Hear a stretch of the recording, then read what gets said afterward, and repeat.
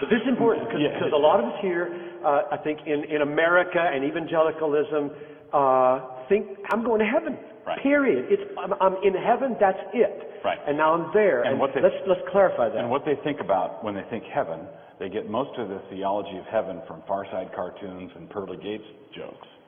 And someone dies, goes to be with the Lord. Paul says to be absent from the body is to be present with the Lord. So here we are. You believe that? Absolutely. Okay, yeah, good. Paul said it. And it doesn't mean something weird. I mean, it just says what he said. Paul often means something weird. Yes. Okay. But not there. All right. All right. So to be absent from the body is to be present with the Lord. That means in 2009, if I die, then I'm with the Lord instantly. All right. But let's say the second coming, for the sake of discussion, is 1,000 years out still. So what's the condition of the departed saint between this date and the day of resurrection? Well, that's the intermediate state, for want of a better phrase, the intermediate state of glory, where you're with the Lord. And many Christians have gone that far, which is good. I think the Bible teaches it. Philippians 1. Yeah, it is better. It's better than here, depart right? and to be with Christ. So if I have a church member who dies this year, I can say to them, this is going to be so much better now. Absolutely. Okay, right. So keep going. Because you're in the millennial reign of Christ. Save that. Yeah. Now he's immanentizing the Yes, he is. So in that intermediate state, many Christians have accepted that intermediate state as our final hope. Yes. But in the creed, we confess that we believe in the resurrection of the dead, not in the immortality of the soul. Now, we do believe in the immortality of the soul, but that's not our final hope. Our final hope is the dead are raised. And so this intermediate state of heaven, many Christians have said, that's my final hope, and they think that they're going to die and go off into a 17th dimension floaty place. And this floaty place is something they can't even begin to relate to, and so they don't think about it at all. They sort of put it out of their minds because they can't get them, am I going to be a human being? What am I, good grief. And so they don't long for the day of resurrection.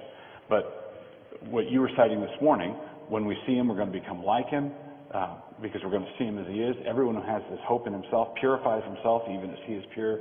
So when we hope for the day of resurrection, that has that's a sanctifying influence. And if we get stuck halfway in the intermediate state, we're not setting our final hope where we ought to. So when I said, this world is not my home, I'm just passing through, and I flipped it around, heaven is not my home, I'm just passing through, I was referring to that intermediate state. Right. We're just passing through the intermediate state.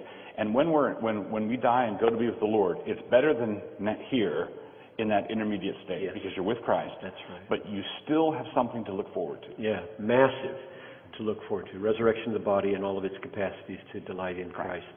So we're still together, right? Yes. Okay. So die, go to be with Christ. Whatever the time frame is, we wind up on a planet renovated. Is that word okay? Yeah. And radically renovated. Radically renovated. No sea, you said. That's going to disappoint a lot of people. Does that bother you? No, I think bothers me. Well, the sea, I think, is a symbol of evil and a place from which the beast so we can have arises. a sea, but who knows? That's good to hear him say that it's a symbol. Yeah. We'll you can't let it go. I'm eager, Sam, to talk all about symbols. Yeah. You came prepared to do one thing. Yeah. This one thing I do. Harp on amillennialism. So, at any rate, no sea means something. And I think it means the ocean becomes a lake. Lakes are okay. Right? I really believe that. Seas are dangerous. They have leviathans in them. And they have depths that are really scary. And you sink and it's just horrible. But lakes, people go to lakes in Minnesota. So, I don't... Certain things need to be mortified, man. Not the love of lakes. Greatness. But anyway, so it's going to be different. It's going to be good. We can tell our children. I remember 9 years old, lying on top of my house, looking at the stars and not wanting heaven to come. I was scared of heaven because it seemed so ethereal. So, what was that phrase you were using? So floaty. Floaty. I remember as a boy growing up in a conservative evangelical situation, I remember distinctly not wanting to go to heaven. Yes. I did not want to go to heaven because you couldn't play football there. Yep. Right? You didn't have a body. The best answer to that is not that there'll be football there. Right. However, that Christ will be there. We need to grow into that. Right. But probably football. Right. You hear that? Yeah. So the issue, Maybe golf. Maybe. Remote possibility. Assuredly baseball. That's right. Jim, that's right.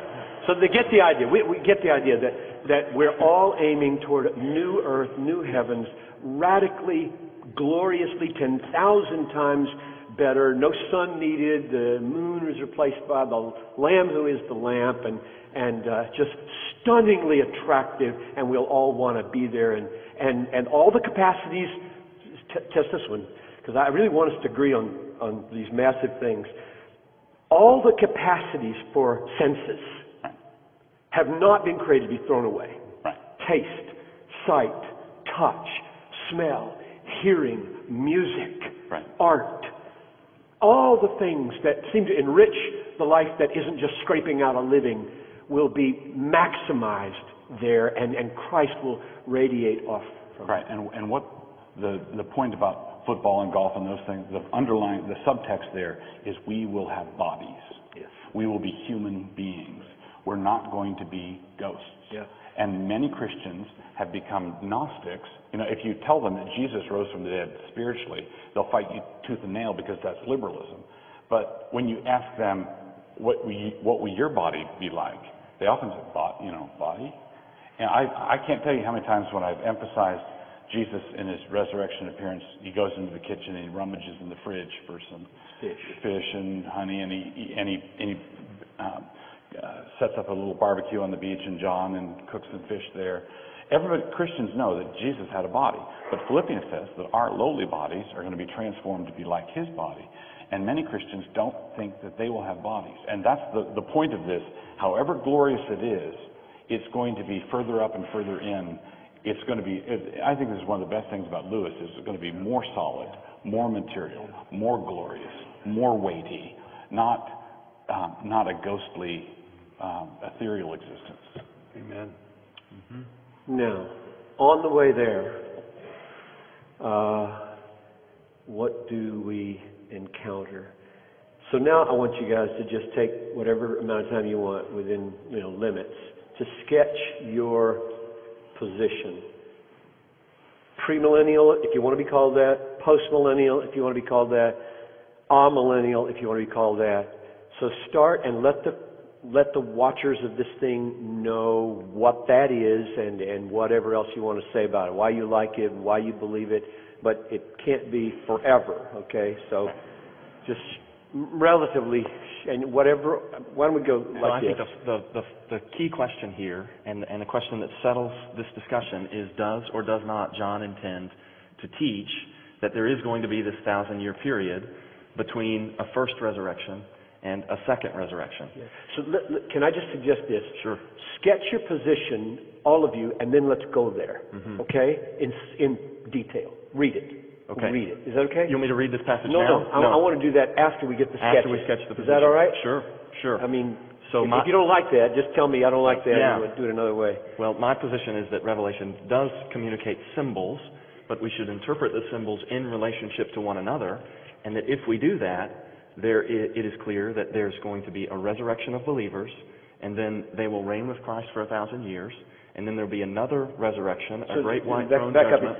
The next thing on the agenda is Christ comes. Christ comes, that's okay, right. That's where the all resurrection the believers rise. Right. The unbelievers do not rise in this first resurrection, okay. and then the believers all reign with